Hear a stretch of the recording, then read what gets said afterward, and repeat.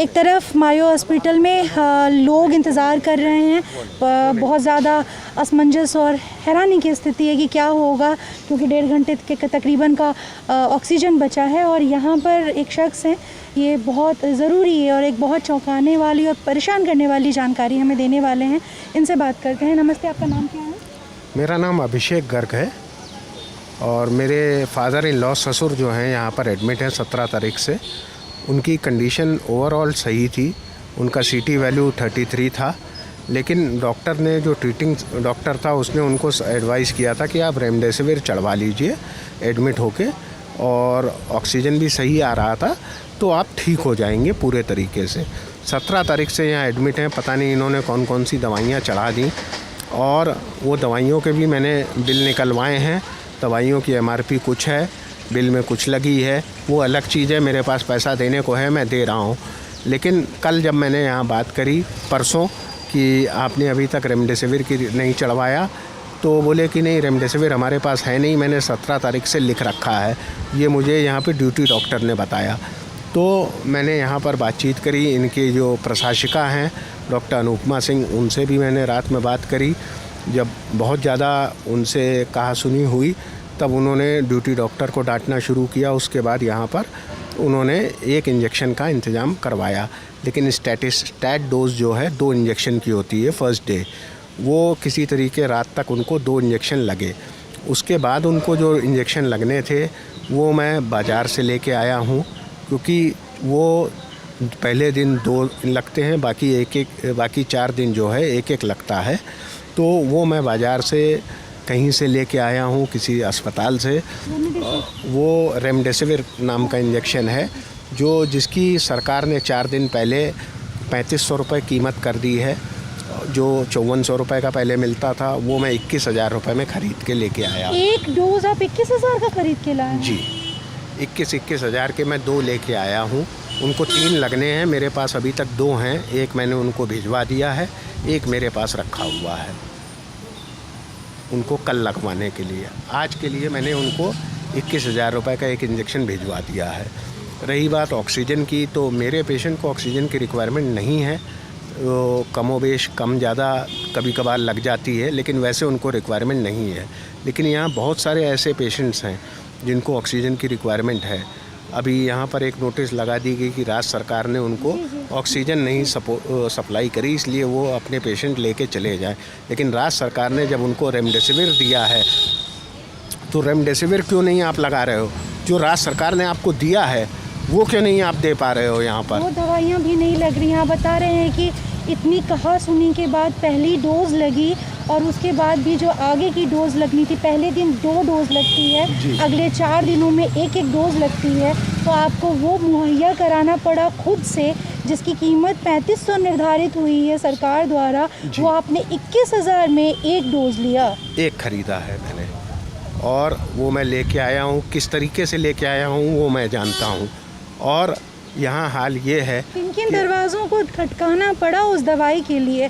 क्या किन दरवाज़ों को खटखटाना पड़ा? क्या मशक्क़त करनी पड़ी? देखिए, सरकार की तरफ से तो इस समय कहीं मैं कोई बातचीत कर नहीं पा रहा हूँ, किसी भी लेवल पर कोई फ़ोन उठ नहीं रहा है, ठीक है। तो मैंने प्राइवेट इधर उधर सारे डॉक्टरों से मैं थोड़ा सक्षम हूँ, इसलिए मैंने इधर उधर बातचीत कर ली और बातचीत करके मैं ले आया हूँ। लेकिन यहाँ अनेक लोग ऐसे हैं जो पैसा दे रहे हैं, सरकार द्वारा निर्धारित दर दे रहे हैं, 10,000 12,000 जो सरकार ने निर्धारित कर लिया। इस अस्पताल की कीमत 5500 रुपये ज़्यादा पर डे की नहीं है, जो नॉर्मल टाइम्स में 5500 रुपये ज़्यादा नहीं लेता था। अभी एक महिला बता रही थी कि 50,000 एक बेड का अभी लिया जा रहा है। तो हो सकता है लिया जा रहा हो। मैंने तो यहाँ 1 टाइम पैसा जमा कर दिया है, और जितना पैसा चाहिए होता है वहाँ जमा होता रहता है। मैंने अभी हिसाब नहीं लिया है, हिसाब नहीं बनवा। कितने दिन से भर्ती हैं आपके पिताजी, और कितना पैसा अब तक आप दे चुके हैं? मैं यहाँ पर अभी तक दे चुका हूँ 1 लाख प्लस 50,000, 1.5 लाख रुपए मेरे जमा है। और उसके अलावा जो मैंने यहाँ से रेमडेसिविर यहाँ से ख़रीदी थी, उसके लिए मैंने अलग से पेमेंट किया था।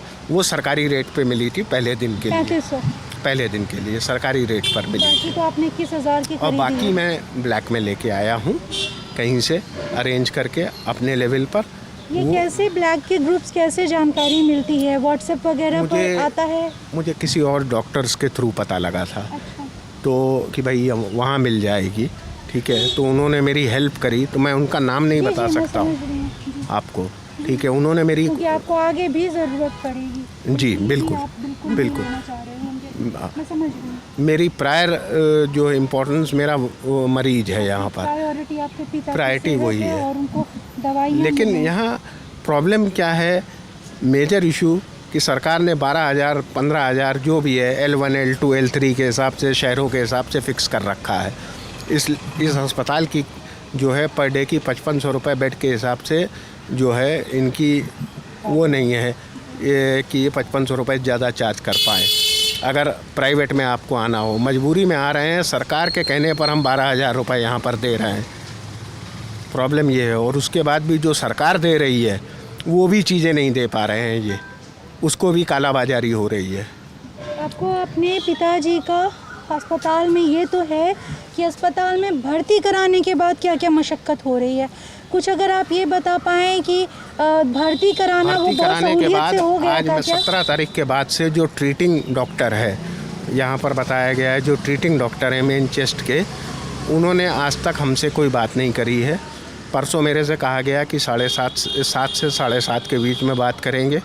मैं यहाँ पर 6:05 तक था। मेरा घर यहाँ से 1 किलोमीटर पर मैं वापस चला गया। मैं वापस यहाँ पर 7 बजे आया तो पता लगा कि वो 6:46 पर चले गए हैं। यहाँ ड्यूटी में एंट्री हो गई कि 5:00 पर आए थे, 6:46 पर वो बुलेटिन करके चले गए। मैं मान सकता हूँ डॉक्टर्स इस समय बिज़ी हैं, बाकी चीज़ें हैं, तो आप मुझे 7 बजे के बाद रात में 11 बजे तक रोक सकते हो, लेकिन ये गलत है कि आप 7 बजे से पहले जो निर्धारित समय है, जो आपने लिख रखा है, आपके आदमी बता रहे हैं, उससे पहले आप चले जाएं, ये गलत है। समय और वो 6:46 पर चले जा रहे हैं। मेरा ये भी सवाल है कि जब यहाँ पे दाखिला हुआ, भर्ती हुई, उसके लिए रेफरल कोड वगैरह पाने में आपको बिल्कुल आसानी से मिल गया था वो? हाँ, रेफरल कोड में CMO ऑफिस से मुझे कोई परेशानी नहीं हुई है। वहाँ अगर मेरा फ़ोन लग गया तो उन्होंने पूरी सुनवाई करी और मुझे रेफरेंस दे के यहाँ पर एडमिट कराया। परेशानी इन अस्पतालों से है। अच्छा। CMO लेवल से नहीं है। मैं फिर दोबारा कह रहा हूँ, ना CMO से है ना सरकार लेवल से हो रही है। लोग तो ये कह रहे हैं कि उनका, जैसे अभी हमको यहाँ पे लोग मिले थे, एक भाई साहब, और भी कई जगहों पर मिले, उनका कहना है कि CMO के पास कभी फ़ोन ही नहीं मिलता और पर्ची भी नहीं मिलती है, रेफरल कोड नहीं मिलता। मैम देखिए, लेकिन आपका केस अलग है। हाँ, मुझे हो गया था और आप जो कह रही हैं वो भी सच है, लेकिन आज जब 3.5 लाख जो आदमी आज हमारे यहाँ पूरे देश भर में एडमिट हो रहा है या पर डे पॉजिटिव निकल रहा है और मिनिमम रिसोर्सेस हमारे यहाँ कम है, तो वो भी इंसान है, तो उसको इशू बनाने का कोई मतलब नहीं है। मेन मतलब ये है कि जहाँ सरकार हेल्प कर रही है, जिन लोगों को बनाया है, वो इसको मनी मेकिंग एंटरप्राइज ना बनाए, ह्यूमैनिटी की तौर पे काम करें, सिर्फ मतलब ये है।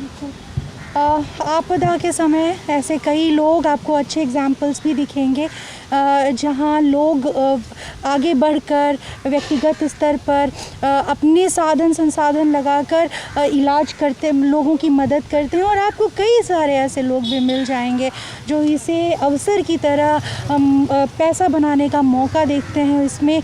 और देखिए आप, जो जिस दवाई की इतनी कालाबाजारी है कि रेट सरकार द्वारा फ़िक्स किया गया है 3500 और वो 21,000 में एक डोज़ इंसान ख़रीद के ला रहा है। इसलिए ला रहा है क्योंकि उसकी जेब में पैसा है या कहीं और से बहुत मुश्किल से अरेंज कर रहा है, लेकिन जो अरेंज नहीं कर सकता। और कई लोग तो ऐसे हैं जो पैसा लेकर खड़े हैं लेकिन उनको मिल नहीं रहा है ना। तो ऐसे में उनका सोचिए, जिनके पास ना पैसा है, ना पहुँच है, ना सर्कल है, उनका क्या होता होगा। तो ये भी एक तस्वीर कोरोना की ज़मीनी हकीकत। मेरे साथ ही अमितेश कैमरे के पीछे और मैं स्वाति।